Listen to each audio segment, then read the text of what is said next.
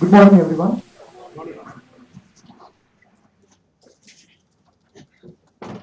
So it's my immense pleasure to welcome you all to the monthly knowledge sharing session of the PMI Chennai chapter. Today's topic is CASB, Big Data and its role on securing cloud. Our guest speaker today, Mr. Venkat Ramanan, Principal Engineer, Sky High Networks, has over 19 years of experience in architecting and delivering digital TV solutions, and is part of the Sky High team, developing next generation big data platforms for analytics for cloud security.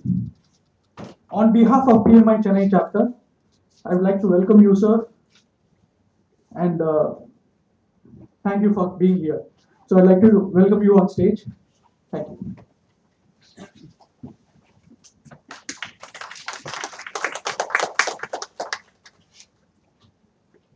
Good morning. Initially, I was hesitant when I was asked to talk on PMI chapter because it's, as you can see, we are unlike minds. I'd like to create a problem.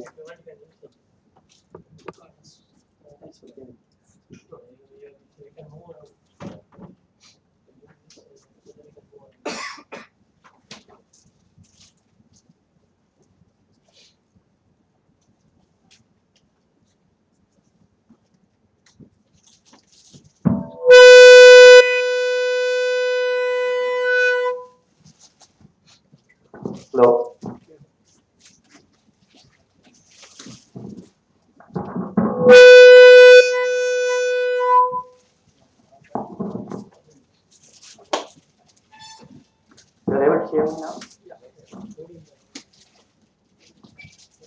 So I was hesitant, but I thought, why not?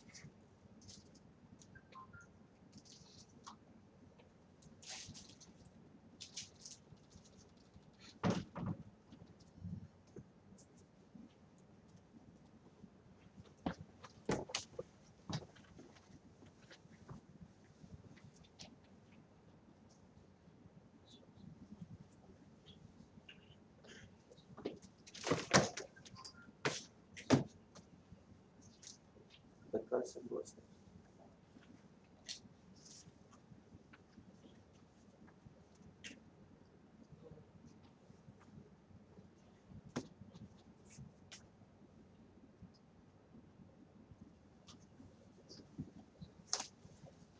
Right. I mean, what can I explain about CASP? I mean, the PMI chapter. But later on, I realized, I mean, though we are unlike minds, ours is like mother-in-law, daughter-in-law relationship. We have to run the family. So, as an architect, I like to create problems. You guys like to manage the problem. So I don't worry about risk. You guys think about risk more often, right? So we always want to change. You guys want to manage the change, avoid it if possible. Right? So it's opposite end of spectrum, right? So how useful it can be.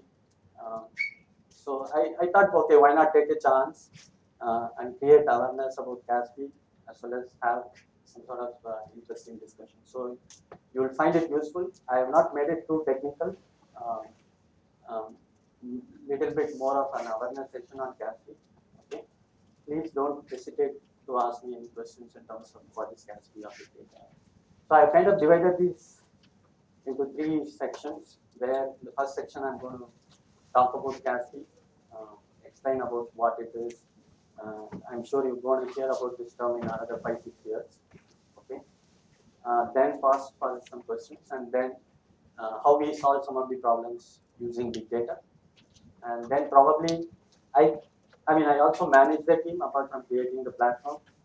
And since my journey has been more in terms of evolutionary companies, we don't have to manage 300, 400 people, so we never needed a rigorous practice and tools and procedures. But it would be interesting to see what we see as a good team and what PMI chapter views as a good team and what kind of people you expect to have. Okay. So how many of you are aware of cloud, big data, CASP? I mean, did some of you Google about what is CASP? Is any of you using cloud services in your enterprises? Are you migrating some of the applications to cloud? So is there anybody else, other than IT industry? Can somebody summarize, what sort of industry like you guys represent? I'm retired from Air Force. Oh, okay. Construction. Construction. Okay. From ATM manufacturing. Oh, okay. So it's an interesting mix. Frankly, I don't know how that industry works and how PMI is applied there. But in case what I'm talking is not making sense, please don't hesitate to interrupt me. Okay. So I'm sure you kind of identify some of the logos here, right? Some people might be using Box to upload your documents. Some of you might have seen that your Outlook has moved suddenly from your IT department to Office 365, right? lot of you might be using LinkedIn, Gmail, and things like that, right? So this is our only end user applications. There is transformation in a big way is happening in enterprise applications as well as in the cloud services like AWS, Microsoft Azure, and things like that, right? And we are quite excited about it, coming from Sky. So you're going to see Sky, and you might have seen my role is in McAfee. It's not that I have changed the job. We have been acquired. Okay, now we are part of McAfee, and the integration is going on. I haven't had time to reflect that on my slides. Okay, so Sky is McAfee, McAfee is Sky, and we represent the cloud business of Sky, McAfee. Okay. So a lot of people are migrating to these cloud-based applications. It's becoming seamless, ubiquitous. We don't worry where it comes from. We all use it. We are happy. Okay, and we are also happy because I'm going to highlight some of the problems cloud has, and we are quite excited about the opportunity we have as a business, right? And we see these numbers. Probably these are numbers at 2050, right? And it would have, I'm sure, already multiplied 2 times to 3 times, right? So as you can see, on an average, in an enterprise like GE or Fortune 300 company, close to 1,000 cloud services being utilized by 2015, and this number is bound to increase even more. Okay. So is any of you use any of these cloud applications? Like how many of you use Box, Dropbox? How many of you think Uber, Ola, and are all safe? How many of you think your data is safe? But still, why you are using it? No fear of data loss, anything? Convenience. Okay. Obviously, convenience, the ease of use, having your data in every device, right? So sometimes that outweighs the risk. But I'm going to highlight you are taking a big risk. Okay, and that's where we have an opportunity, and you will see it soon. By the way, I worked in some of the traffic sharing companies as well. I will tell some experience on that as well. Okay. So, as you said, due to the convenience, due to the pressure in terms of the market demand, the outside factors influencing your company in terms of moving to cloud, the agility, the convenience, the ability to survive in the market, the kind of things it provides, it's easy for a lot of companies, or most of the companies are trying to adapt to these services because of the convenience and the value in it, right? But when we started in 2015, most of them didn't care when I say the C-level executives, right? They were not quite sure what can be a risk, what could be a loss, okay? And they were not clear in terms of how their IP could be, the intellectual property, could it stay safe, okay? Some of this in terms of healthcare industry as well as financial industry, given the US government rules and regulations in other countries, in European countries as well, they have a lot of tight, rigid regulations they have to adhere to, right? In terms of their data usage, in terms of how they maintain this data, how they can store this sensitive data, right? Sometimes what's happening is what we call as shadow IT, right? Shadow IT is essentially all of you use applications, but you use the company network. So you could be using a Gmail for your personal use, but you use it within the enterprise boundaries. Without realizing, it may pose some threat to your enterprise.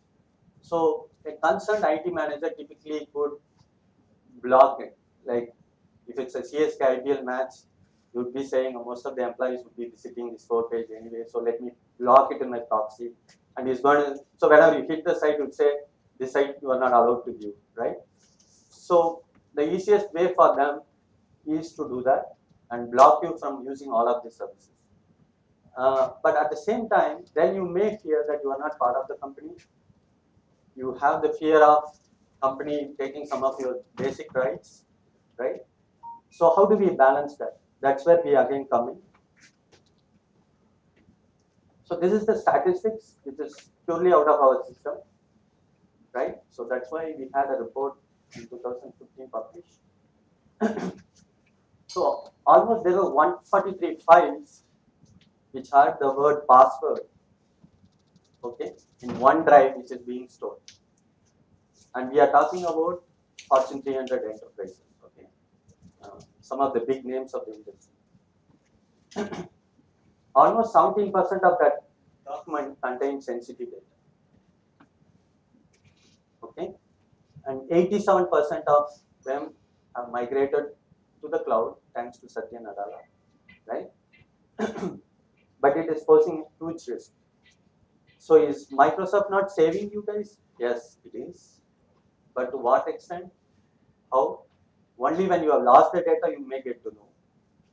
Or sometimes you may never know that you lost data unless it leaks it as a scam, right?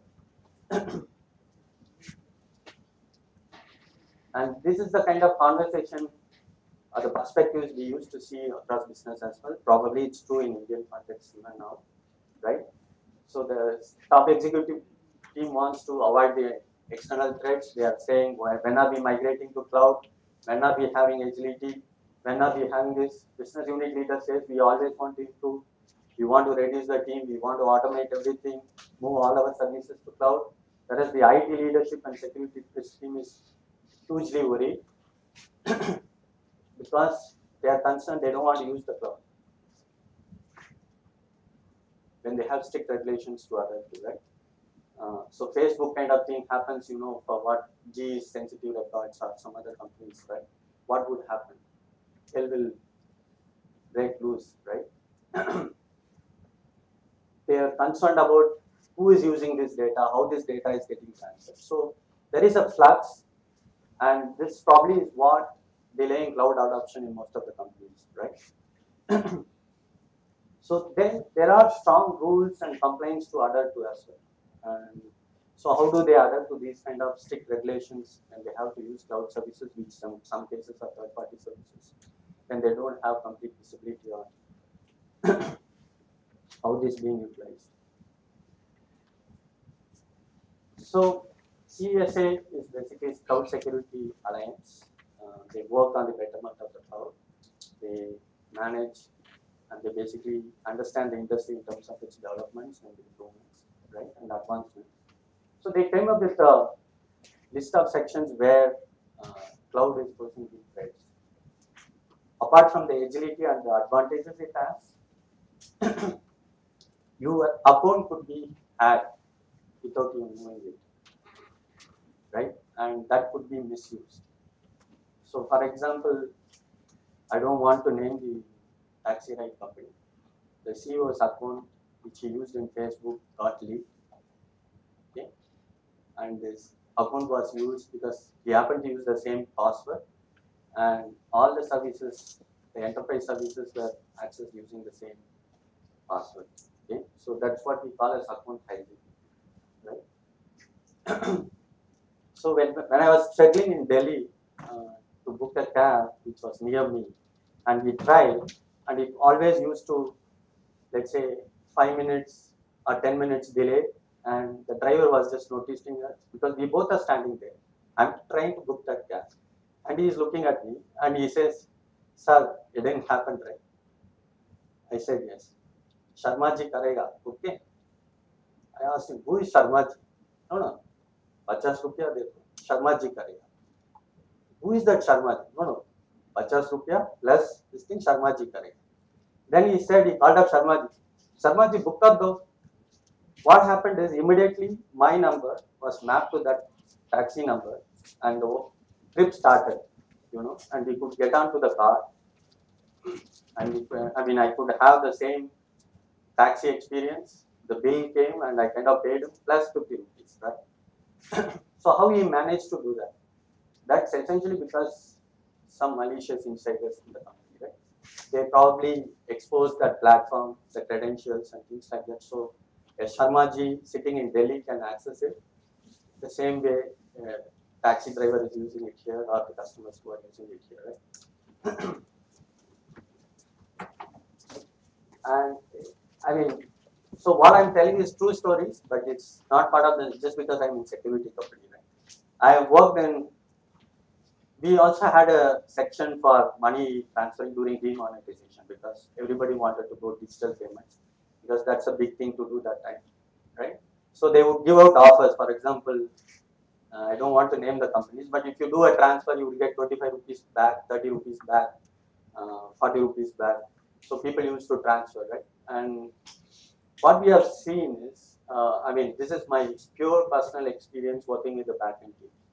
What we have seen is attacks emanating from Europe, USA, as well as India as a coordinated attack, where people would use hundreds of SIM cards. Okay, they will put an initial amount, it will transfer along those SIM cards, and finally it will end up in the same basket from that digital payment to the bank. But in that process, they would have taken all the benefits in terms of those transfers, like 25 rupees, 50 rupees, 45 rupees, 30 rupees, which would have accumulated into a big money, right? And so as soon as you put the offer, you will see it's boom. The offer is gone. The marketing chief will look puzzled. What happened to our offer? They would say it's all utilized.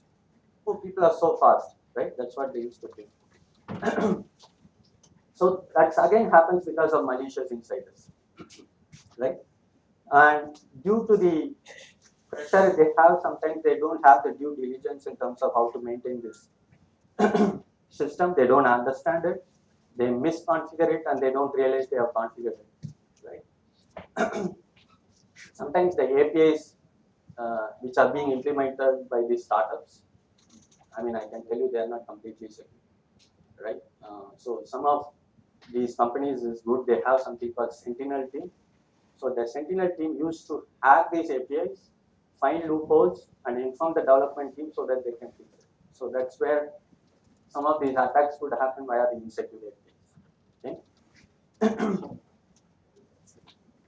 And what could happen in terms of abuse of cloud services is like some insider or a threat gains access to your cloud service. He knows you can scale. He knows you can have billing. What he can do is a torrent kind of effect, right? I mean, he can spin up multiple things, collect everything at one shot, either get out or attack other entities, right? So without you realizing that your cloud is being utilized to launch attack on others. Okay. So these are some of the industry known threats. Now we know the Facebook threat, so there is a data breach in target and things like that. But as a company, we also have discovered something called knock knock. So internally we named it as knock knock, and we have to vet our threats with some of these big companies before we could come out in the press, right? So the hackers used almost 63 networks, and they didn't do it in a traditional way, right? I mean, hacker typically would hack or spam it with continuous this thing, but now they are more intelligent. What they do is they try for some few minutes of second, they switch out to another IP and try from there. They switch out to another IP and try from there, right? And these things could sometimes not come as outliers. It could look very normal in your system and you analyze each data, right? So, but still, through machine learning and other process, our scientists could determined that there were 63 networks used and 83 IP addresses, and roughly 90% of this came from China. Okay. So, how many of you know what is S3? Yes. So, S3 is an Amazon storage where you could store your documents for your websites, the images, the videos.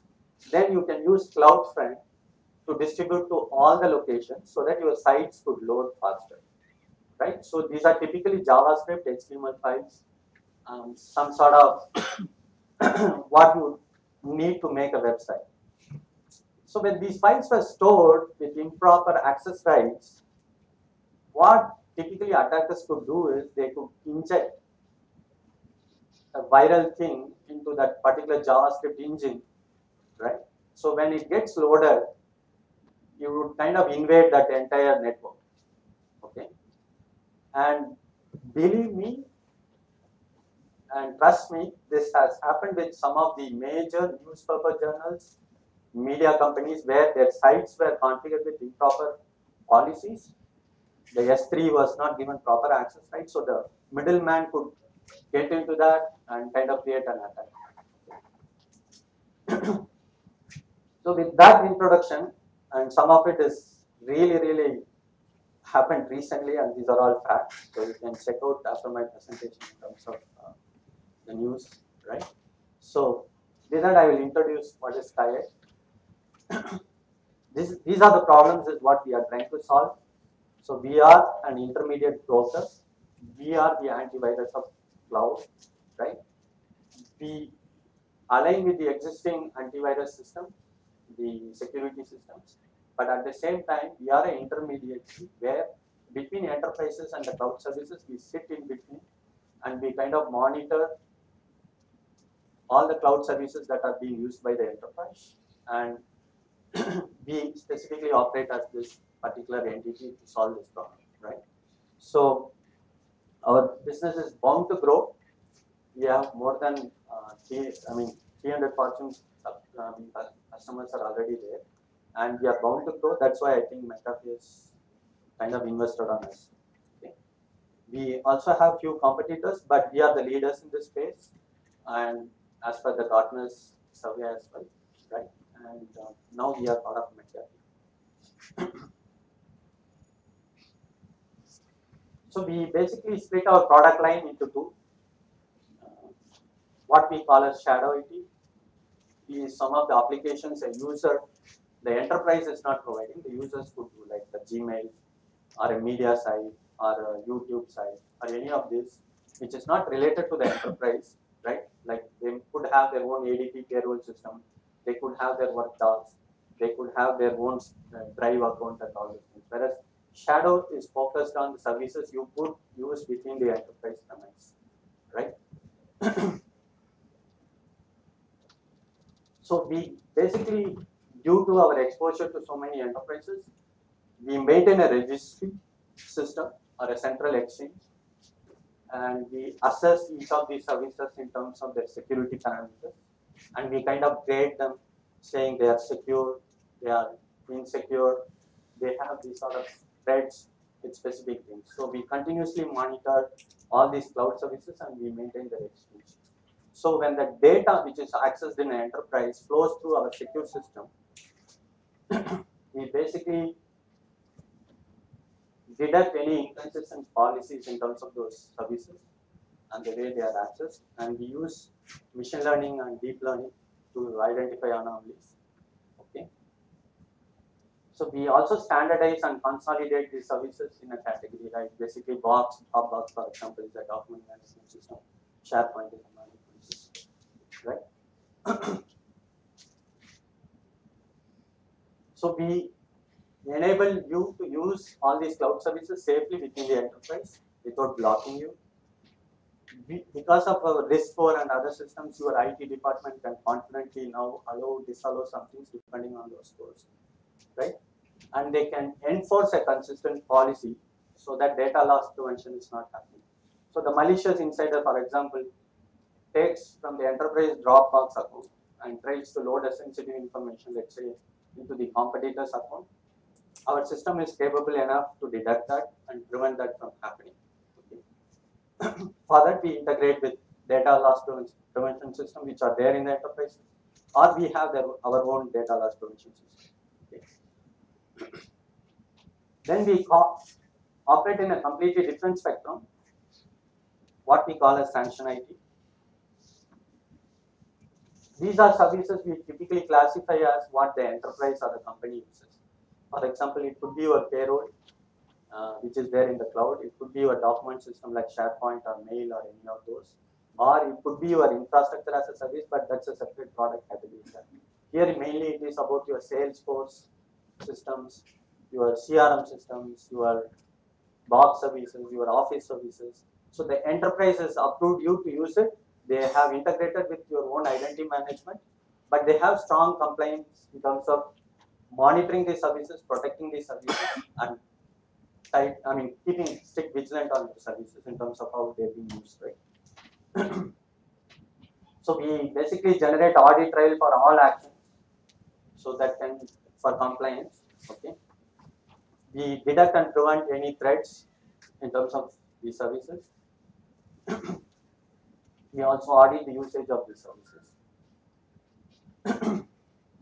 So we also provide encryption kind of support. So any data in transit, we basically add on to the headers of that firewall, and we kind of encrypt it. So your data is secure all the way till it reaches that service, because we would act as a proxy, right? We will extend some of your DLP policies to the cloud. So DLP is basically the data loss prevention. So enterprises typically have it. I mean, if you do some sort of activities where you are uploading huge content, video, or any of those things, they would block it from doing it. But how they would extend it to cloud, that's where we need it, because they need to connect to our adapter so that we can prevent it actually happening in Office 365 when it is outside the premise, right?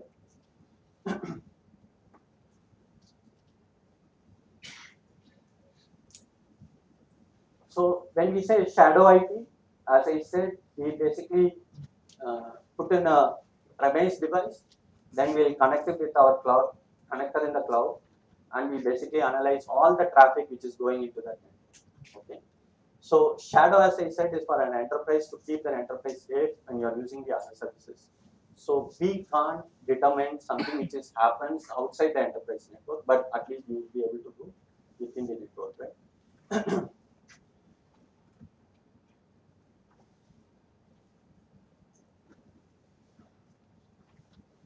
So sanctioned IT is what our bread and butter. Here we give you full proof protection outside the network, company networks, inside the company network.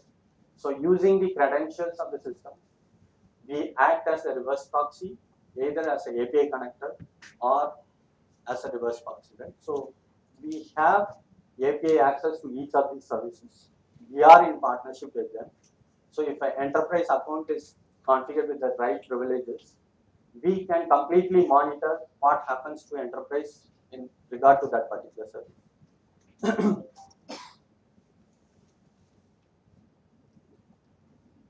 So in reverse proxy, it's slightly different. All these devices see this as the only server they talk to, but internally we will redirect the traffic to any of those services, right? We also provide full encryption there, so your data is safe. Okay. We also give access control in terms of what you can access and things like that, right?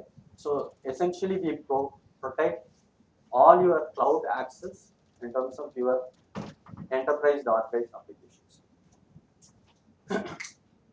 I mean, it's quite a bit of work. We don't achieve it easily. Some of our solutions are quite restricted by what these API providers will provide to us, but we initially started for Salesforce just to give confidence in terms of CRM security, but we kind of growing and we are adopting multiple service providers. Okay, so I mean, since to provide an integrated solution, we need to integrate with so many entities as well, in terms of the DLP, in terms of the event metrics. So the SIM is basically notification in terms of something happening, right? Key management is for encryption. So we basically go across the spectrum, and some of you might have used Octane as well. So that needs to be integrated for identity management, right? So some people use, I think, Secure now. So so we go across these vendors and we integrate against them as well. So this concludes my first brief in terms of what is CASP, what do we do, right? So our intention is to keep all your cloud services secure, and we do that with three set of products which I haven't captured here. One is a product separately for infrastructure as a service. Okay. So we have IaaS, we have Shadow, and we have Sanction. Right.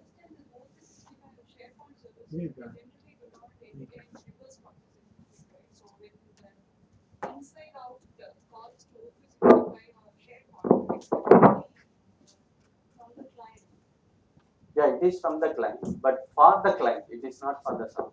So how do you come in between it's reverse So we go integrate our agents in that.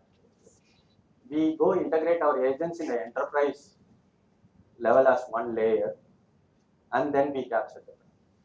We don't go to the SharePoint layer. Of course, but SharePoint doesn't expect any broker in between. So generally, the SharePoint or O365, they expect the authorized client to directly call. So when the API calls when it's exposed by SharePoint or CRM, it is expected to consume only by the direct client. So Correct. even the enterprise, we do not take the inside out calls through FI reverse proxy or through API gateway. Okay, I will So I explain it will- a bit. So here there is no confusion, right? This one, so what are you showing here? We have a API 365 connected to Office. API and to our client, yeah. So Right. this is how it is, yeah. Okay.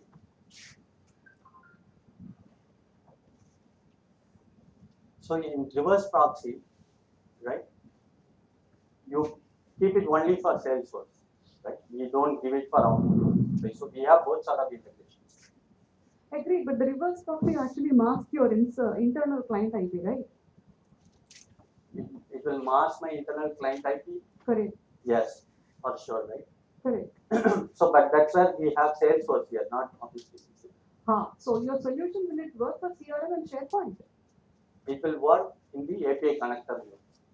So that means which expects the direct client to. So in that case, I cannot have your reverse proxy in between the Right. client and the O365, right? Right. So that's why we have two solutions. One is API based, other is reverse. So how do you then monitor the information that goes out from the client? Because the client here pushes information to O365. Right. So all the traffic which is originating out of these services, we have authorized access. you So mean we to can say do a- on-demand scan to anything. So you mean to say a partner with Microsoft Right. to do this Right. packet Right. sniffing? Yes. Yes. Okay. Thank you.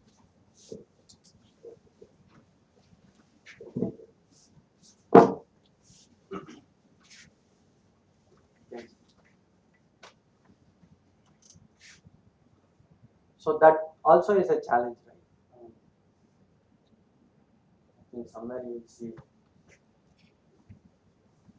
technology limited by partner API exposure, right? So it depends on that. We are dependent on that, right? That's why when we vet out threats also, we go to them, we evaluate with them because we may undermine their business by exposing them. Okay. So this is an introduction of what we do, right? And that's not my bread and butter. Okay, I'm not a security expert. I'm a big data expert. Right? I'm a data engineer. I don't work in machine learning. I basically manage data platforms. Okay. So why this SkyING is a big data solution? Why do they even need me, right? Why can't they just manage with security experts there? Right? So I will make it very explicit. I will make you understand what are the complexities or challenges we undergo. So we typically have this sort of integration with any system, right? So you can imagine this entire traffic flowing through our cloud. Okay? It includes almost multiple of services, multi-tenants, multi-users across regions. Okay, and we, by the way, maintain a separate infrastructure completely for US government, which can be accessed only by the US citizens. Okay. And we operate in European region and we operate in the Central region and the US region, right? So we have multiple data centers and we operate from different environments depending on the needs of the customer. So when all these services data is flowing through, we almost get 2 billion actions every 2 days or activities from users. So we collect. The data processing we do is almost 350 gig in a day. This I'm, by the way, saying only for searching. Right? With that kind of data, we are supposed to provide these sort of queries they may have in terms of their access patterns, right? So we need to provide each and individual user how he managed to access it. So you can build a report, you can investigate it, you can see in terms of what is happening. And across these APIs, you also have fine granularity in terms of whether it's a data anomaly, whether it's an access anomaly. We map each and API action to some sort of activity actions across services. So it is like logging failure, data download, document upload. So if it is box, this kind of actions will be there. If it is Salesforce, it will be a completely different set of actions, right? And through that entire data infrastructure, we also have to come up with behavioral analytics, right? So analytics is, I mean, when you use machine learning, it is humanly impossible to manage. That's why you do machine learning, right? And when such a huge data is flowing through, you need to determine whether a particular document in a specific location from a specific IP is authorized or not. Is he doing something which is not within the rights of that enterprise, right? And some access for a particular user could come from Ireland, but the next 5 minutes it could be from US, right? Then it is superhuman, right? I mean, it is not humanly impossible, so it has to be a superhuman anomaly which is doing that kind of action. So he's definitely an intruder who is trying to do that, or it's a coordinator. Sometimes what would happen is if they all come through VPN, then they will all look like they are coming through the same geography. In that case, you need to be able to whitelist, blacklist based on particular region, IP, and all this kind of things. So for doing all these sort of behaviors and provide some sort of visibility within 1 hour is a huge challenge. Okay. So we can also basically tell where the user is accessing a particular thing from. We kind of give graphs, and if it is collaboration, we give who are all the users who are linked in terms of that collaboration, right, to a particular document. So the problem we typically solve is some of the queries you could have on the data, some of the insights you want to have from the data, right? And for us, it's definitely a big data problem to solve, because your typical systems cannot handle this kind of data growth, and it's impossible for it to detect all these things within 1 hour, 2 hours of time boundaries. So I won't promise we do real time. I can promise you that we do something called near real time, right? So when a threat happens, I can't say it will be fixed or it will be notified immediately, but I can say it is within that half an hour or 1 hour boundary to be sure for notified. So we have more than 300 cloud providers, right?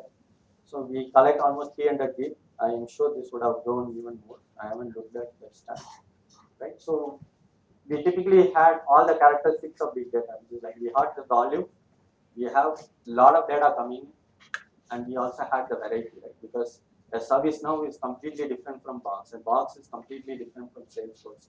So all these services are not very similar. What is that multi-tenant is? All the tenants, like, so there is one customer who buys our services. There is another customer who buys our services. All the data flow through that. All their data flow through the same pipe. So that's what we call multi-tenants basically. You host all of them in one area and analyze them. Then you give them access to whatever their data. So I mean, what we call as dog fooding is something we also have to practice. We are practicing. What it essentially means is, there is a insider threat within our own company, right? So we also flow our own data to the system, and we kind of monitor that also in real time. So to solve these problems, I will try to capture the big data problem in a simple words, in a simple essence. By no means this is an extensive discussion on big data. Okay, because for that I need a lot of time. Right? In simple words, if your data is less, if your volume is less, you could manage with a MySQL, you could manage with a Spring application, and you will be able to, right? If that volume grows and if your database grows slow, you probably add a queue in between, you will manage it. If your data is really segmented, clearly segmented, you will handle with sharding, right? But none of this would help you to achieve and the data is huge, you need some sort of parallel processing. Some section has to, so you have to have, so this traditional model is having a function getting executed and the data is coming in, or it reads the data from it. But when it is big data system, the simple philosophy is you don't read the data to compute a function or achieve a functionality. You spread the function to all the data wherever it is lying. Once it has executed, you collect the results. So you basically scatter and gather, right? So so it completely interchange the philosophy in which we will work. Can you repeat? So in traditional systems, for example, if it is MySQL, I'm executing a query, let's say. The data comes to that query engine. You kind of process it, then give out the results. But if the data volume is so huge, what you rather do is you send out your function to the data. Okay? Because it's impossible to have all the data flowing, then collecting it within sub-second queries is impossible. So you send out the data, let it execute on all the machines. Once they have executed, you collect the results. So understand big data this way, I think it would be much simpler. Okay, and it would make sense. Because I've seen in my experience, a lot of people say, does this quantify as big data? We are not Google, we are not Facebook, we should do only MySQL. Oracle can scale beautifully for 10 million. So it's completely your access pattern and the type of data you do will determine that. Okay. So understanding distributed system is quite easy. Managing them is quite hard. Okay. So in simple words, it's group of machines working together. Okay. A machine can fail, but it should not affect that group. Okay. They need some consensus because it's group of people coming together. It's very similar to that. They need some consensus in between them to tell who is the leader in doing something. So if you are reading a particular section of the data, a particular person has to say, I am the leader, I am serving this person. Right? So they need to reach some consensus before they achieve that process. Okay? Replication and sharding is inherent. So, how many of you know what is replication? Why we need that? Okay. So it's like our safety mechanism, right? If it is an important mail, you store it in Gmail, you store it in desktop. Suddenly somebody says, what happens if Gmail closes down? What happens if your desktop closes down? So then you store it somewhere in hard drive, correct? So in distributed system, it is built for failure. Things are expected to fail because multiple people are communicating. A machine's hard drive can go, a machine CPU can go, right? So to be safe, all these systems, what they will do is, no matter how much data you put in, whether it is for processing, whether it is for storage, it will replicate the same copy in another machine so that it can recover from the data. Okay? So it maintains the same copy of the data across machines. Okay? Why is sharding important? Because the fundamental philosophy is I have to split my function and send it to many places so that it could compute, right? So I don't want to store my entire data in only one machine and then waste all the other machines. So inherently you have to split the data when you send it so that it gets distributed in terms of all the machines. Okay? And it is horizontally scalable. So we use this term vertically scalable, horizontally scalable, it's nothing. If you have a 30 capacity mini bus, you see suddenly Bangalore to Chennai, it is filling up very fast. You can say, I will increase it to 60. Right? Or you can say, I will buy another 30 seater capacity bus and operate 2 of them. Okay? So the second is horizontal, the first one is vertical. So you can keep increasing the capacity of one machine, but it will eventually give up, and the more you go, basically the cost will increase, right? So in distributed systems, you want to use common CPUs which are available in the market.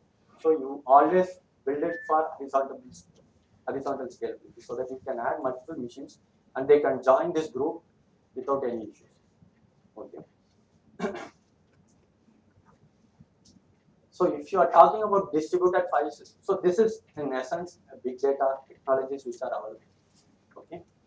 So if you are talking only about distributed file system, it is HDFS, right? Of course, there are other distributed file systems available as well, but the predominant one is HDFS. Right? If you want distributed messaging, you could use Kafka. If you want distributed database, you could use any of these technologies. Right? You want to do computation on distributed system, then you could use MapReduce as part. How do this group of machines work together? You can use Zookeeper for consensus, right? So, as you see, our system is interactive querying, right? I mean, the customer should be able to query anything at any time. So, we use something called Druid, which is our distributed columnar store. Okay. We also use a proprietary product, which is a vendor who basically provides SQL interface to a distributed query engine. Okay. We call that as TradeDB. Right? It has scaled beautifully well, and being a startup, we didn't want to handle the problem of managing HBase and all those things. So some of you might ask, Facebook is managing HBase for so much of data and all those things. Probably they have the expertise. We have moved on to TradeDB, okay, for our relationship. So before I got into the team, it was a startup. It was growing. They are very good in security. They are very good in Spring. They do what they do. Right? They learn from open source. They start a product called Sanction IT, and this is how they build the system. So they went with 1 or 2 customers. It worked beautifully well. Right? It started to fail the moment our incoming traffic increased like anything. Right? So because they were able to do 800 messages per second, and they built all the functionality in one monolithic application, and they served it on all these data stores. That's how you could see the dashboard. Right? This was working beautifully when we had 2 customers. But we had a sudden growth, right? And this customers multiplied from 2 to 20 to 30, right? And our input rate drastically increased. So this particular streaming application kind of given up, right? It broke. It will have issues in terms of memory. So by the way, did I explain what is batch and what is streaming? No. Okay. Sorry about that, right? So I'll just give a little bit of clarity on that. Ours is threats. Ours is finding malicious attack on a system, right? That's our need. So there is a immediate notion to say when it happens, we should. Right? In that case, what would you do is you don't have time to process things. So you don't collect something and process. As the incoming traffic comes in, you start processing on it. So typically streaming systems are in-memory systems, and we say they don't use any disks. Of course, they have spillovers, they will use disks, but they will use a lot of RAM. As soon as the data comes in, they will start processing. Okay, because they want the speed, they want that kind of responsiveness, right? Whereas the batch systems in HDFS are inherently slow. Suppose if you run on a large data, some sort of processing, the distributed processing, it would take hours for you to kind of get to a conclusion. So for example, in Hive or HBase, you run a query, you can go home, have coffee, come back, you would have computed the results, but it's not good enough for your needs. Whereas on the streaming side, you will get the responses back, but the kind of resources it needs, the kind of processing power it needs is really huge, and it is error prone because in streaming, you have to throw away whatever you have processed, and you have to have incremental computation, right? How many unique activities this particular user has processed? So I can go 30 minutes, count. 30 minutes, count. What happens in between 30 minutes? I lose data. What happens in that 30 minutes? The data which is supposed to be produced on the other side is not produced. What happens? The data arrives late, right? Your computation is completely gone. But can we completely move away from streaming? That's also not possible, right? So this kind of gave up immediately, right? Because whatever data came in, we kind of changed it form, right, to our computation needs. So I cannot go back when it fails because there is no way I have, there is no place I have it stored, there is no place I have archived it so that I could do this recomputation. Similarly, when the application will stop working, the other side is producing a lot of data. So now you start the application, it feels the pressure because there is so much of data coming in, it cannot handle. So we went through our struggles. We embarked on our journey on a completely different architecture. Of course, you can Google about it, right? We are privileged that somebody from Twitter was willing to share this kind of knowledge, right? Otherwise, these formulations or these principles would not have evolved. Of course, we would have found out later, but he was good enough to say how they handle such kind of problems. So the particular person from Twitter kind of gave what you can say a Bible to distributed processing. So it's kind of become a framework that a lot of people adopt. So we also kind of adopted. So it says you cannot tackle with one of them. You need to combine all of them. Right? When you combine distributed processing in a batch mode and a streaming mode, how can you avoid all these issues which you are having? So it's a huge topic. It's a big topic. So I will just summarize. Your query is nothing but a question on a data. You can question what is stored in your file disk as part of batch computation, or you can question it on the streaming computation. And there should be a query layer which it's impossible for you to query all the billion records and give you results instantaneously. Alright? So using these two computations, depending on your query needs, you will start building views. Right? So for example, what is my activity count for a user? Then you could say activity, username, user ID, this thing. And you can build this sort of views as part of your documentation. Okay. So you could build this view in streaming, you could build this view in batch, and you basically combine to produce the result. So we kind of changed the structure completely. I will not expose a lot of details in it, but we almost have 30-40 jobs running continuously, monitoring, and our SLA today stays at 1 hour. That is, within 1 hour, we are able to process all the data. So we almost get 2 billion records and 340 GB of data. So there are multiple jobs running it over here, but I kind of summarized in a very simple form. Okay. So when an activity comes in, which is a log, we add a lot of details to it because it just comes with one line. Probably the user email or the user ID and the IP address. Now we go to another system and say where in the world this IP address belongs, what is the geography or the country of it, what is the city code. Similarly, we go and add details about that user.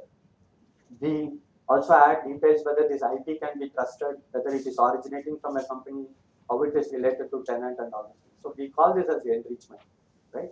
So as soon as the data comes in, what we do is we accomplish two things in this thing, right? So the preprocessor validates the incoming data for its correctness and stores it as part of HDFS in the form it comes.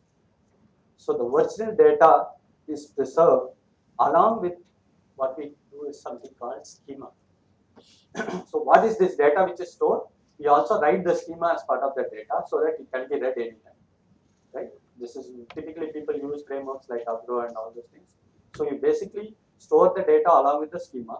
It is archived in the HDFS, but it is also pushed into the Kafka for again processing. Whereas the speed layer, unlike before, will confidently say, I can give you results for last 2 hours. I will not give you results for last 100 days. At any 2 hours or 4 hours, whatever you determine, I have accuracy in terms of what you have computed for that 2 hours. So this entire functionality, the same monolithic application is maintained because we didn't have time to rewrite them and split it into multiple things. So it maintains today for 4 hours of time interval, that kind of data. Whereas the batch layer, you could architect it in a different way. You can recompute every 1 day for 100 days. Or you could do incremental. Okay. So what does it mean is like we run our batch jobs on this data, keep producing the same results, and keep ingesting them into the storage. Right? But the thing is, if we do full reprocessing, our instance system will have issues. So we still do incremental processing, but we do it in the batch step. Okay. I know it's little difficult to understand what I'm telling. Grasp it, but I mean I don't know how more I can simplify it. So in simple words, here I collect every 1 hour what is the incoming data, I process.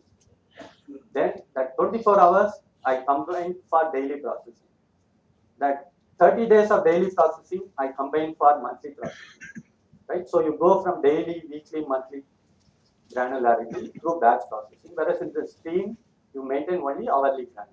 So your storage capacity increases exponentially, right? Yes. Every day, Exactly. or every hour. Right. But storage is cheap, and remember, because these are distributed systems, so they can scale. And not only that, we have 3 replications, so the same data is getting replicated 3 times. Okay. So what we do is, then to maintain the storage at this level, we run some sort of cleanup scripts.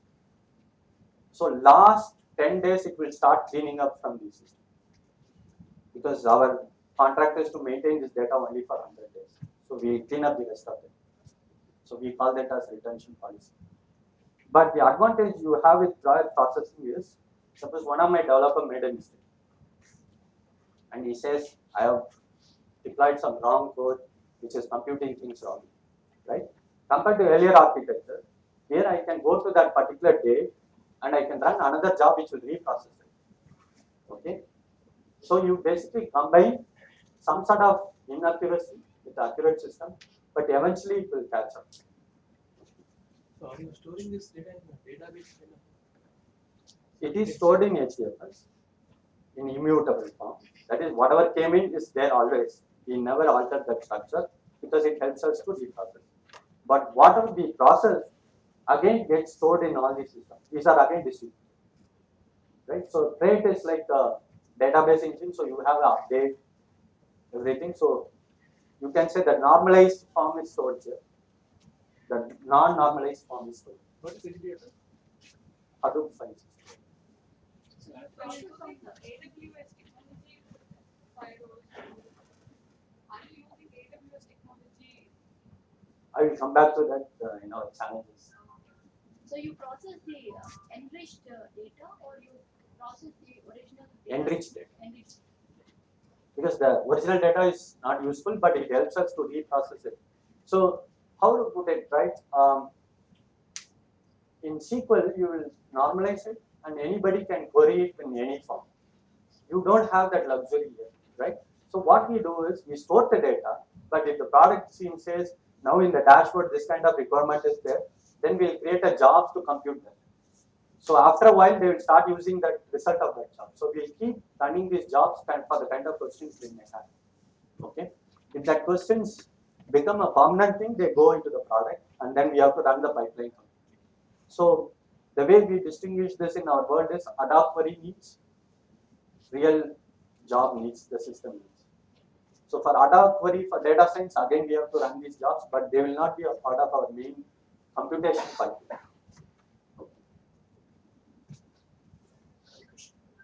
You are doing this computation only because of producing these reports, analysis and reports. Analysis, reports, and dashboarding, like Only for that purpose. yes, Manipulating. yeah. Are you manipulating the data? No. Are you changing? I mean, we change the data, but we don't manipulate it. So you don't change the format. What you are storing, you said you are storing the schema. Right. You don't change any format. I mean, Why do you send the I capture it in a different format, but I don't alter any of the internal structure. So the way to put it is, I'll explain. So I have, as I said, variety of topics, right? So for the entire job, I cannot have all the schema flowing, right? So how do I tackle that variety? I define a canonical schema, which is tolerant to all these data formats. So anything gets converted into that canonical format and gets stored. whatever you are studying in immutable form, I have a canonical schema, which is like parent schema for any service. How do you design the schema, immutable schema? How it is possible? Because we see the patterns, then we map and we come up with a design in terms of Salesforce has these fields, this has this fields, and this has this fields. So it will evolve over time. Of course, it will undergo changes. It will evolve over time. I didn't want to explain it here, but that's the reason why we write that schema also as part of the data, right? So if something has changed in Salesforce, because of that I have to change my schema.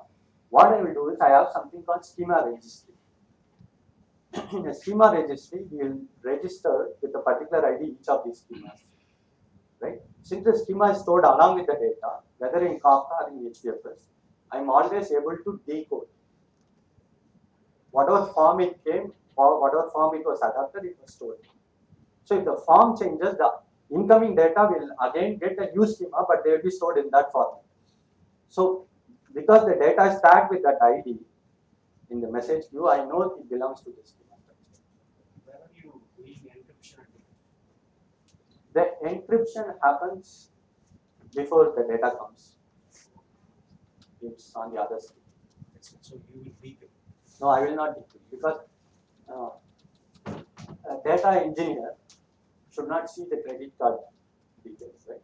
So if it is compacted, the compaction, data compaction is run, you should ultimately see again on the tenant side. So we have some sort of key deciphering mechanisms which will decode the final data which is shown here. Okay, in between nobody can see anything. If you want, you can see. No. Then there is no point in telling the other world that we encrypt everything. You mentioned about ad hoc and standard query. So the standard query, is it given or is it dynamic where it finds more frequency of same time of query which becomes standard? Is it learning to become a standard query? It could be that, or it could be what is defined in the consumable side. The dashboard would tell this is the feature I have, then I need a way to query. So if the existing system doesn't provide that capability, we have to. Because the read cannot be compromised. Right? So when you use your dashboard, our dashboards, you basically have to see that records in 20 milliseconds or 100 milliseconds. Otherwise the website won't scale. So to give you that capability, we know this is the querying pattern, so we produce the data as well. If you have a standard set of query in terms of usage, Right. how many times that been done? And if you see that you have 100 queries, 10 queries, the time it is used is very less. Right. Would you phase it out? Yes. In Crate, it would phase out. In Druid, if they query, it will die within that time of it.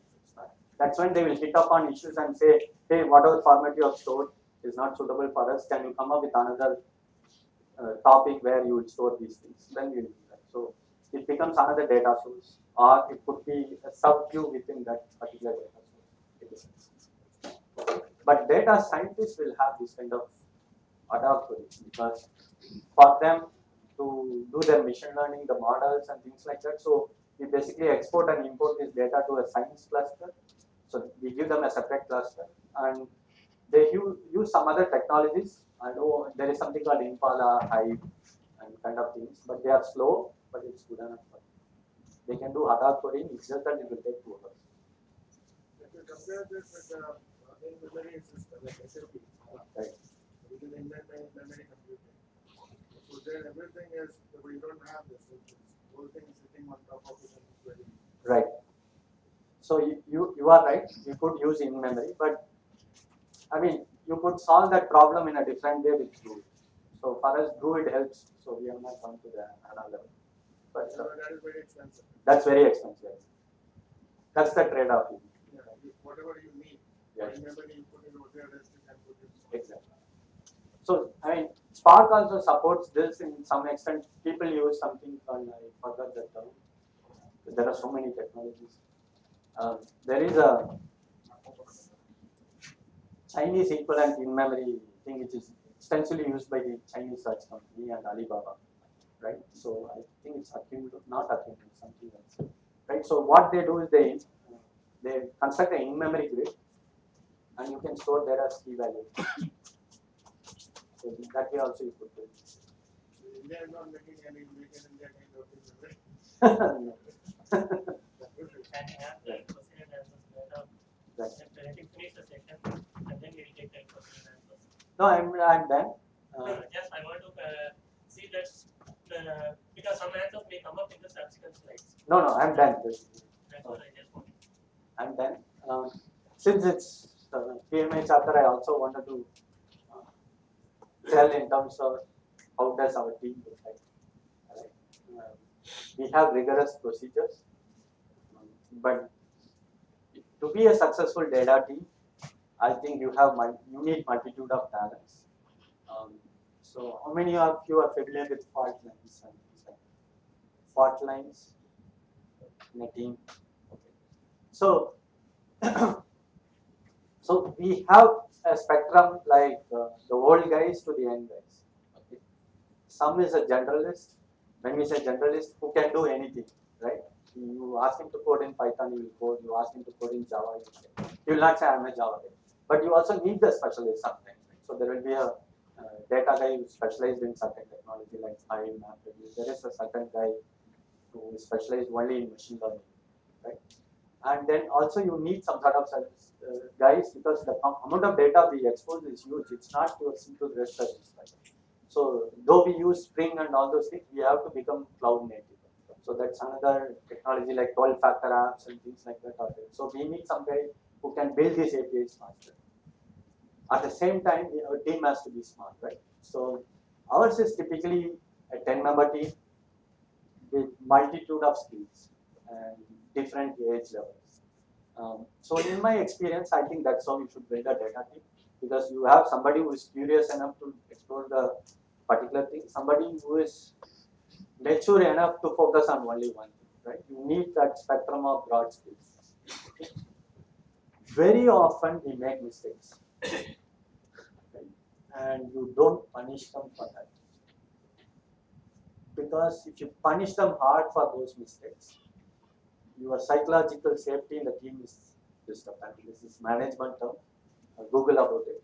So as a leader, I think my responsibility is give them that confidence to say they are allowed to make mistakes, they are allowed to have issues as long as they realize why they made it, in what context they made it. Having such a small team also gives me a challenge that we have to automate everything, right? So I can't have a cluster, do some solution, then finally go to the field or production, and you have billions of records flowing in, and you cannot afford to fail. So what we do is, our QA developers can code as well, and they have a strict mandate to automate every testing, right? And they do it on the production system. So we call that as synthetic testing. They produce some test data. They have to validate the pipeline. So their jobs run along with our main jobs, always indicate us in terms of how our release is doing, right? In terms of any of these issues or the outages we put in. And we always make our decisions, being an analytical company and a small company, only on data. I mean, there are no subjective opinions. You cannot say this technology doesn't work, that technology doesn't work, or anything. The context is set for anybody to oppose anything, they have to come up with it, right? But we operate in a very sensitive industry. We can't afford to have security issues. We can't afford to have data breaches and things like that. So we have rigorous procedures. So I use this word, I don't know, there is an industry term for that. Anything which needs to be done right, automate it.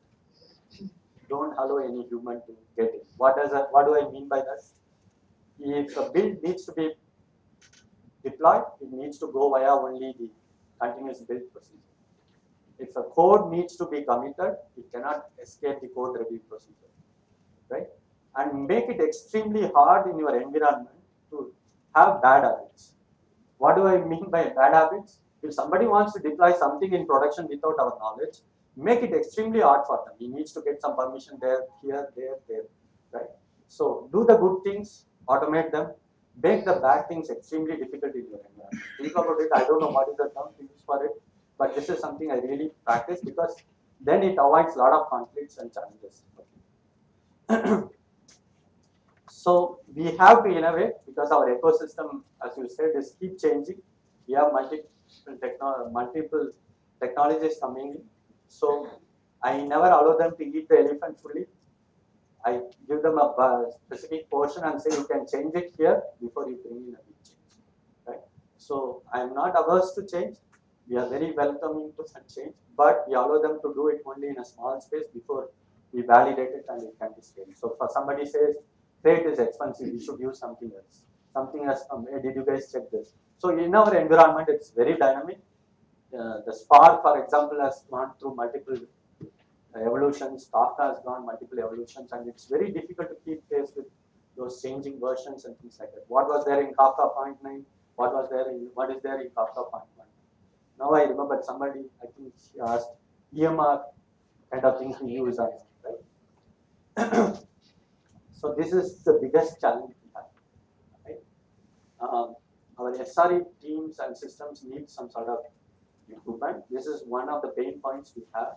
We are moving towards EMR, but there are some challenges. For example, if it is government-based thing, I cannot just move on to EMR, right? So we maintain our own data centers for this. But sometimes it's challenging to maintain the systems in a consistent way. You have to keep maintaining those machines.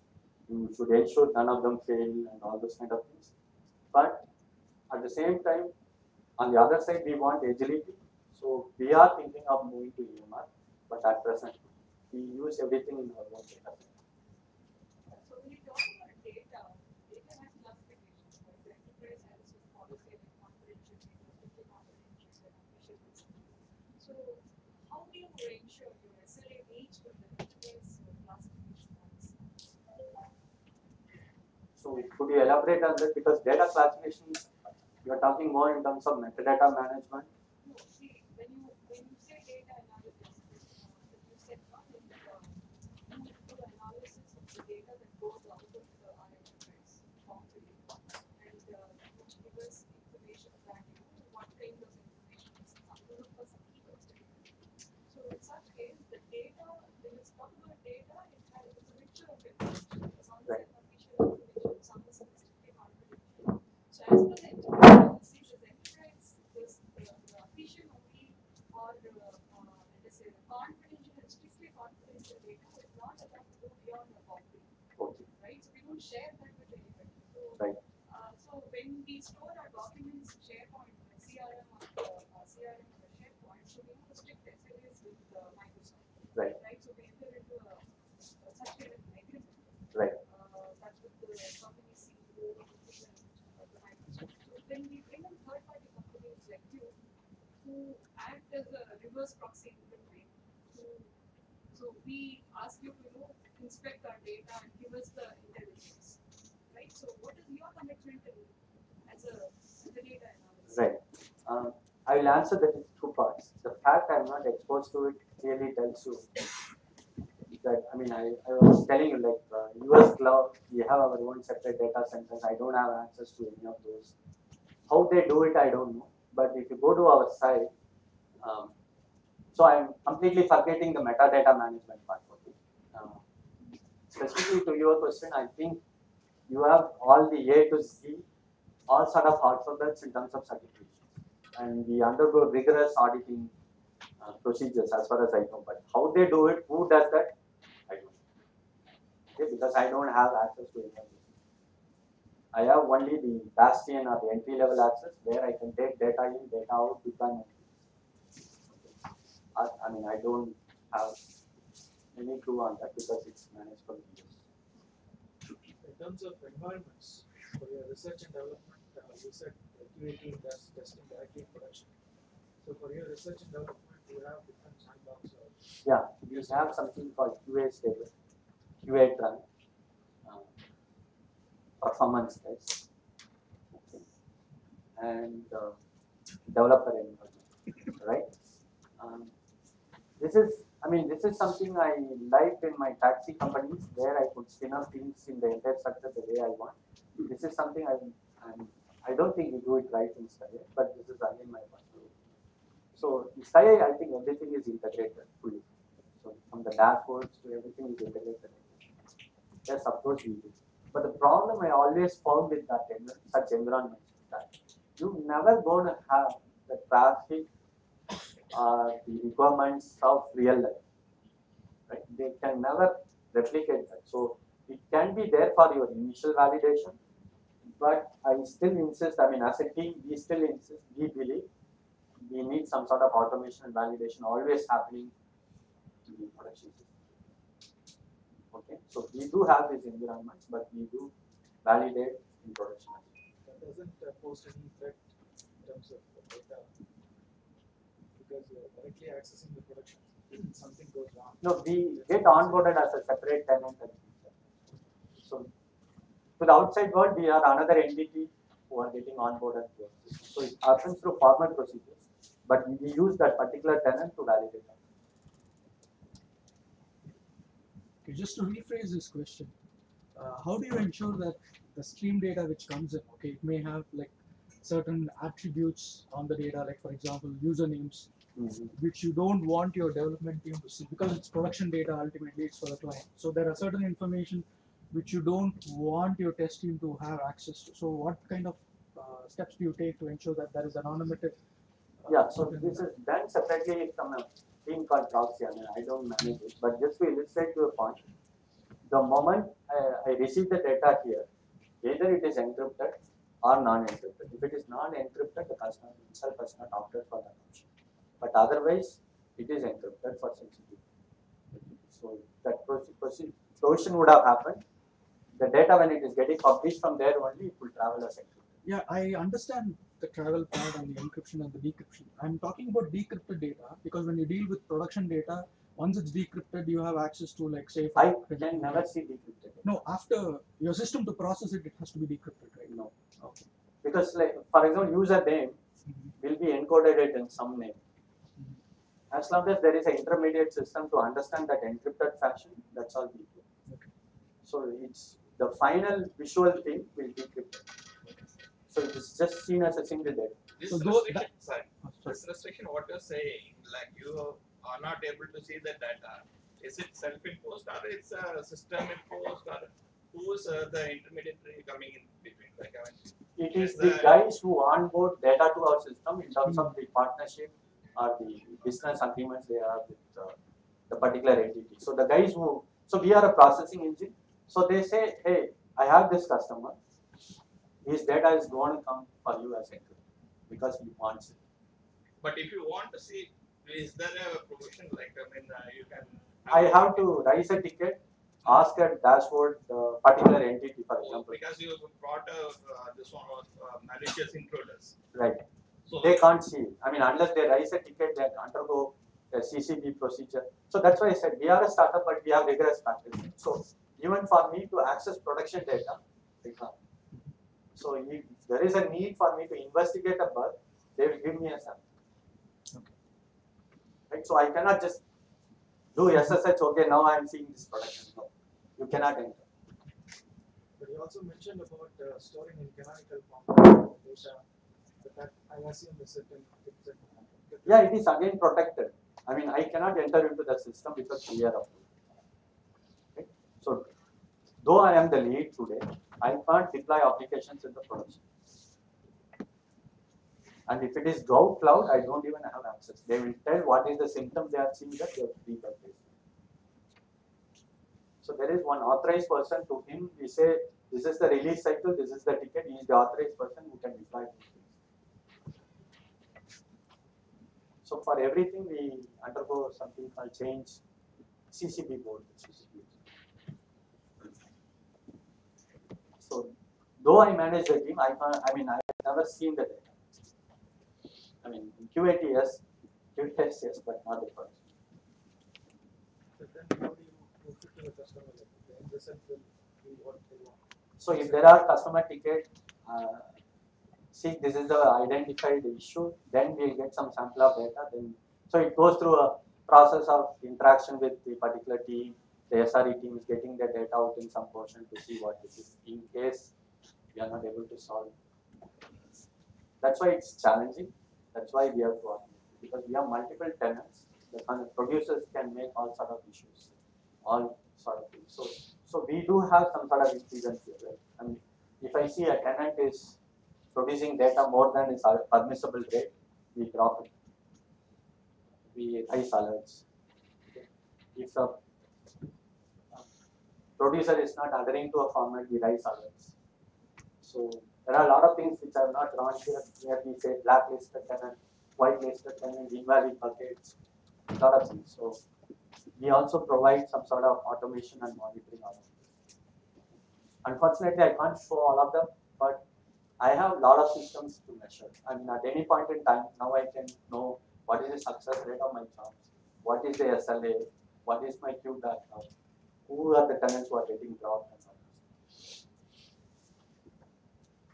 See, I have a question. See, you said you have a master schema which gets evolved over time. So who does it and how it gets We want it. evolved? So you see the content and you see the structure by which you go and keep changing the schema. I mean, I can see the structure in my QA. I mean, So I does don't it see the happen actual manually? data. So you manually you change the schema so that you maintain the master schema over a period of time. Yeah, we have a schema registry, we maintain it. So it So, doesn't happen. for example, one of the changes would come is like, I'm just making this up because I don't know who is the actual customer, but let's say your organization is split into geographies and you could onboard to us as one organization, right? Let's say Pratik Systems, right? But your data could be coming from Pratik Europe, Pratik something. So for example, somebody says we need instance ID for our data because they see them as instances. So they sell the product as one entity, but each instances are, I mean, separate by themselves. Now, if I have to adopt this particular feature, I have to change my schema because we never had that notion of one tenant having multiple entities coming as one tenant. So you could either onboard them as separate tenants and charge them, but they don't want. Then it changes your schema because now you have to allow access across them because the IT department is same. So we may undergo some schema changes. So whatever data which was incoming, by the way, I think that's why it's confusing. We align all our releases on a 4-week cycle. So analytics has to make a release. Proxy are the guys who determine this producer form, they have to make a release. Dashboard has to make a release. So probably that's where these features all get added in a synonymous way. And we know from that release onward, this will be the data structure. So then we maintain. So based on the schema ID which comes in, we know this is the schema to decode, this is the schema to decode. So it could handle both old and new. You said that you also use machine learning.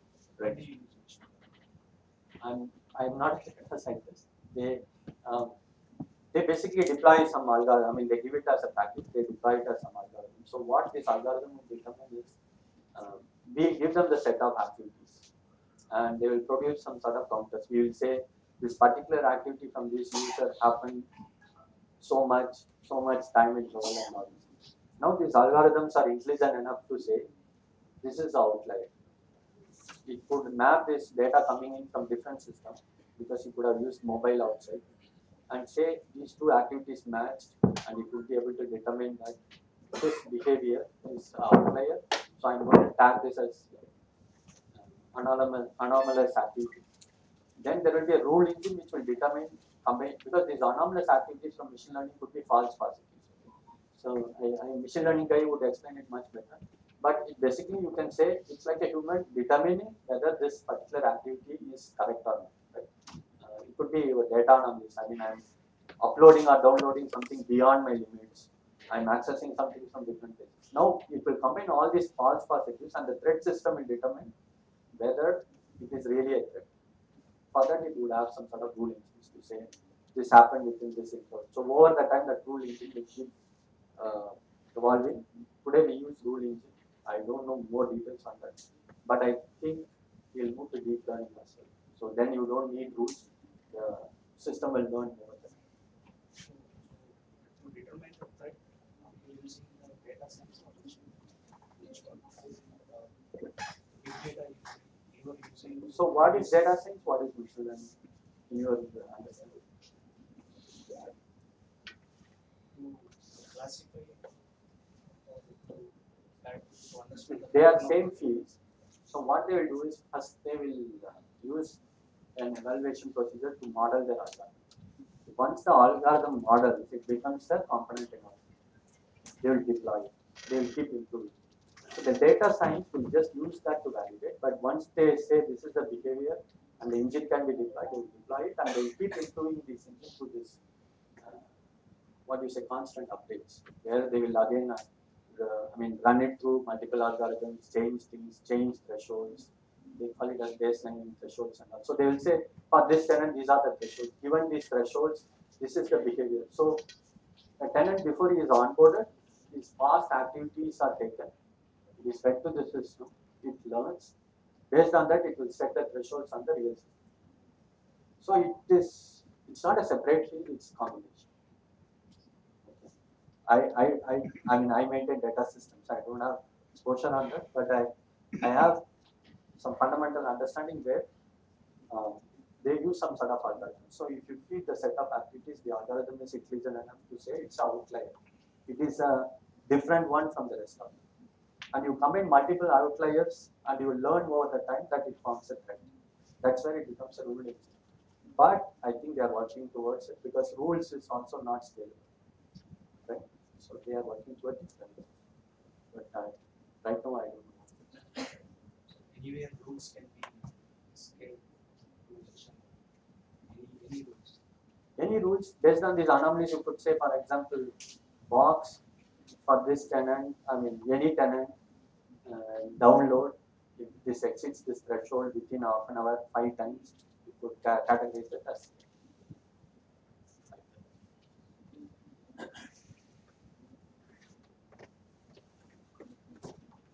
So, I just did some one of the slides of live in terms of team management and all those things. So, this stuck with me until today. This is not mine. This is the University of Illinois. But to manage a change, this is what you classify, and I've seen this work in real life, right? So I think one of the things as a leader we need to do also is to set a right context. Put that in an example, I can simply say, we have to improve the resilience of all our components, right? 5 people listening to that would interpret it completely different, right? And if they interpret it and if they see that as a challenge or lack of clarity, we're going to have resistance to a lot of things. So I think this says most of the time, prove it together. And being a small team, I think probably helps. That's it.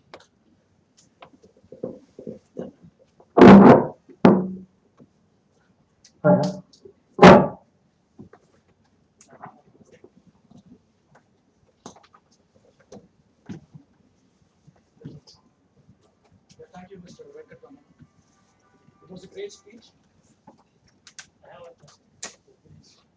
You told streaming your the time of the streaming data will be lost, right? If you are not storing the data, your programs are algorithm based, and you are based on some specific types you are identifying the threads, right?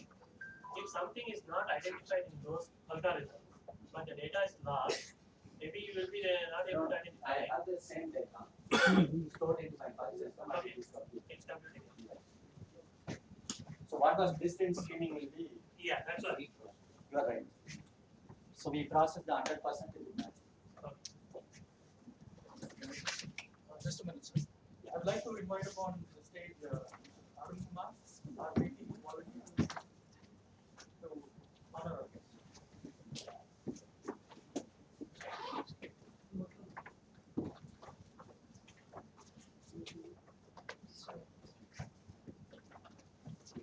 Sorry, Sure.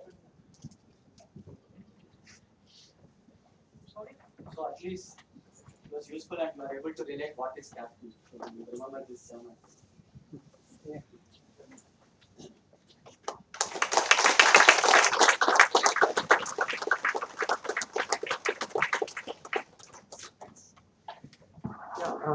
I'd like to ask Mr. Arun to give the chapter update.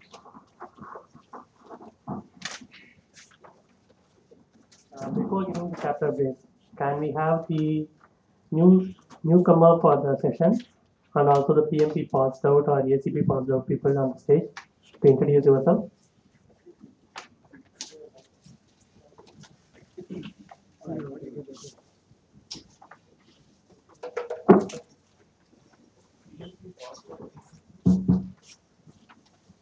Recent PMP passed out or ACP passed out and new members.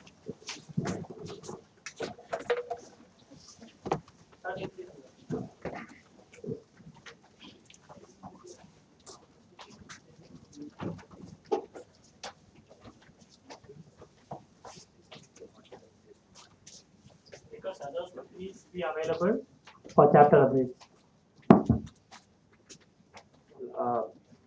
Good morning, everyone. I am Neeraj Uttada, and I am just 8 days old, PMP certified, and this is my first session in Chennai local chapter. And I am working in FedEx as an industrial engineer, and I look forward to benefit from PMI Chennai chapter. Thanks. Good afternoon, everybody. My name is Dilip. I've just recently completed my PMP last month. I work for a company called Olam International, more into agribusiness. I think today's topic was definitely helpful in terms of how do we relate agribusiness, data analytics, big data, and things like that. I've been able to get the dots. I don't know how far I can connect them, hopefully. So I'm more into quality, Six Sigma, lean, and things like that. So that's about myself. Thank you.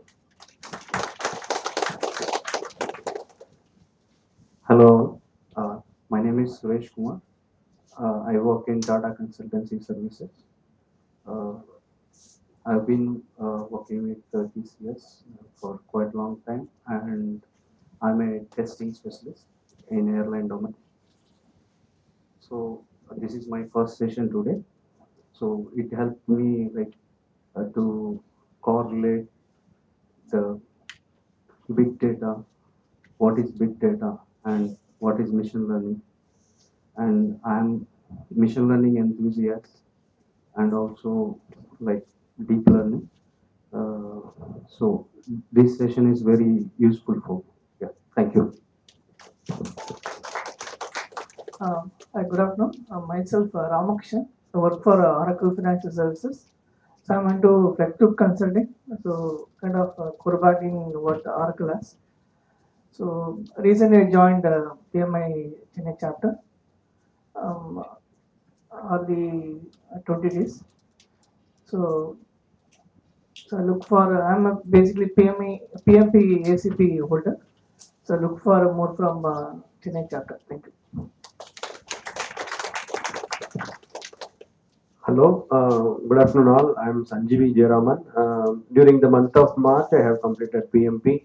I am working with Caterpillar. My side of interest is engine installation and design. So, looking forward to be the beneficial, getting benefit from PMP local chapter, that is Chennai chapter. Thanks. Good morning. My name is Kannan. Again, I am also from Caterpillar. So we both completed the PMP certification last month. So I have been working with Caterpillar for around 17 years, and looking forward to networking and knowing other areas also by through this chapter. Thank you. Hi everyone, I'm Malavika. I work for Hewlett Packard Enterprise right here in Ramanujam IT Park. I completed my PhD certification last year, but very recently joined the Chennai chapter. I'm looking forward to meeting with you all later. Thank you. Yeah, myself, Kumar. I am working in L&T Technology Services. Last month, March 13, I completed my PMP. I hope you are aware of Karthik. He is my teacher in L&T IPM. I joined in PMI chapter last month. This is my second session. I am coming here to learn new things. Thank you. Good afternoon, everybody. My name is Ganesh, and I cleared PMP in the last week of March. I basically work as a project engineering manager in a company called Amec Foster Weller India Private Limited, which is more into project management of oil and gas, petrochemicals, and refineries. Looking forward to my association with Chennai. Thanks. Good afternoon. My name is Sundaramurthy Mahalina. I work for oil and gas sector. I work for Atcoals and company in Abu Dhabi. I'm here in Chennai working for as a project management consultant for Kellogg Brown and Root. I completed my PMP 3 months before. I'm the charter member for 6 months. This is my first time. Thank you. Good afternoon. I'm Thiruvengadam, working with Nokia in telecom domain. Completed PMP last month, and again, this is my first cases. Thank you. Hi, I'm Anand Raj. I'm working with IBM Global Technology Services as a IT architect role. I recently completed a PMP session certification. I'm looking for more sessions like this knowledge sharing sessions. Actually, it will help me in my career. Thank you. I'm Ganeshan. I'm working for Accenture Services.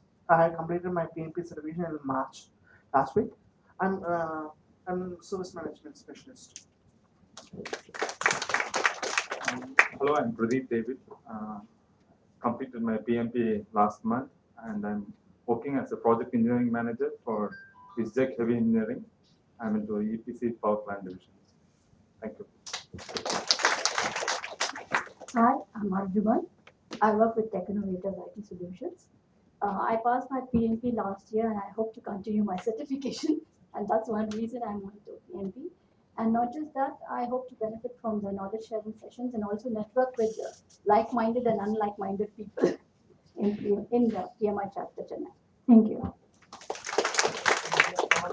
Come closer so that you can take a photograph. Maybe we'll have 2 photographs this time. The first timers, because I cannot cover. So first timers and new to the chapter, can you please come across? How about them can stand now? Yeah. If you're okay, then we can go for one group photograph. Yeah, this is good. Somebody has Remove that.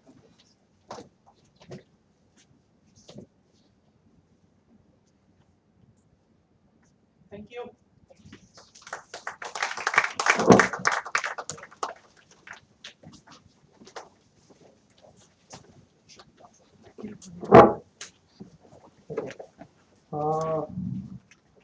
So we completed the knowledge sharing session today. Couple of chapter updates which is going to come up now.